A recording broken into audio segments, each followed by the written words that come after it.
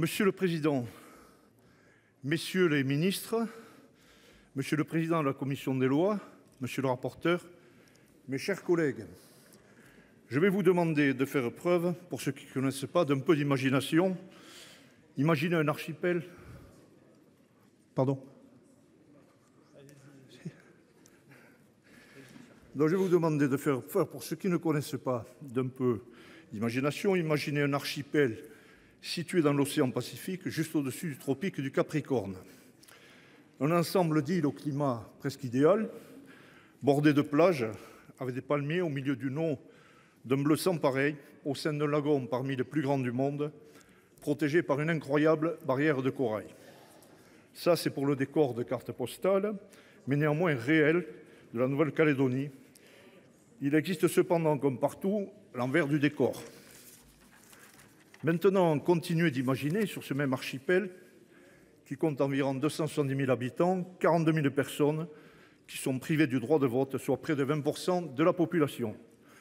Imaginez donc vivre là-bas depuis 25 ans, travailler, payer vos impôts, ou même y être né, et être privé du droit démocratique le plus basique et fondamental, privé de votre statut de citoyen, privé du droit de choisir ceux qui vous gouvernent et décident de l'avenir de votre territoire. C'est une injustice inacceptable dans un pays comme le nôtre. C'est ça aussi la Nouvelle-Calédonie, un territoire dans lequel certaines règles fondamentales de la République ne sont plus appliquées. C'est ça l'envers du décor. En 1998, le corps électoral a d'abord été restreint lors de l'accord de Nouméa aux personnes inscrites sur les listes électorales jusqu'en 1998, ou alors aux personnes arrivées après 1998 qui justifiaient à la date de l'élection de 10 ans de résidence, quelle que soit la date de leur installation sur le territoire. En 2007, le corps électoral a finalement été totalement gelé par une révision constitutionnelle. C'est ainsi qu'aujourd'hui ne peuvent voter aux élections territoriales uniquement les personnes inscrites sur les listes jusqu'en 1998. Cette situation, qui peut sembler inimaginable pour un Français de l'Hexagone, a été acceptée à l'époque en raison de son caractère transitoire. 17 ans plus tard, nous y sommes. L'accord de Nouméa est caduc. À 3 reprises, lors des référendums de 2018, 2020 et 2021, la population calédonienne a exprimé sa volonté de rester française. Aujourd'hui, ces situations provisoires prendront fin et les Calédoniens doivent recouvrer leurs droits. Le présent projet de loi constitutionnelle propose de dégeler le corps électoral. Celui-ci serait restreint aux personnes inscrites sur la liste électorale générale de Nouvelle-Calédonie qui y sont nées et domiciliées depuis au moins 10 ans. Voter pour ce texte permettra à 25 000 personnes supplémentaires de participer aux prochaines élections provinciales. C'est un juste rééquilibrage des choses.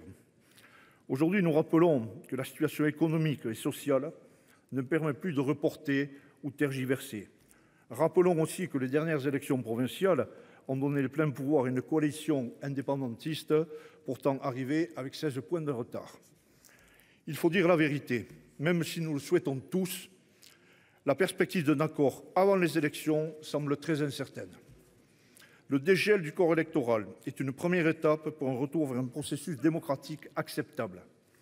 Mais il doit être assorti d'un rééquilibrage et de représentativité des 3 provinces. La situation économique et un fort tropisme vers la province sud ont modifié la répartition des populations sur le territoire. La province sud est passée de 59% à plus de 75% de la population totale. Il faut donc assurer une répartition plus juste des sièges au Congrès qui tienne compte de ces évolutions. Initiative personnelle de ma part, j'ai déposé un amendement qui va dans ce sens et qui, selon moi, permettra un réel rééquilibrage démocratique. J'ai dit tout à l'heure que les Calédoniens devaient avoir le droit de choisir ceux qui les gouvernent. Et cet amendement le permettra. Car aujourd'hui, il faut 2,4 fois plus d'habitants en province sud que dans les îles pour un élu. Là non plus, ce n'est plus acceptable. La peur et l'hésitation ne conduisent le plus souvent qu'à faire de mauvais choix. Le gouvernement et le Parlement se doivent d'assurer la souveraineté et l'impartialité dans tous les territoires de la République. Il en va de leur crédibilité. Dans le cas contraire, c'est un très mauvais message qui serait envoyé aux autres territoires ultramarins et même à certains territoires de l'Hexagone. Par 3 fois, Monsieur le Ministre, la Nouvelle-Calédonie a réaffirmé son choix d'être française. Il est donc de notre responsabilité de rétablir un véritable processus démocratique, sans lequel les discussions futures seraient impossibles. Merci, cher collègue.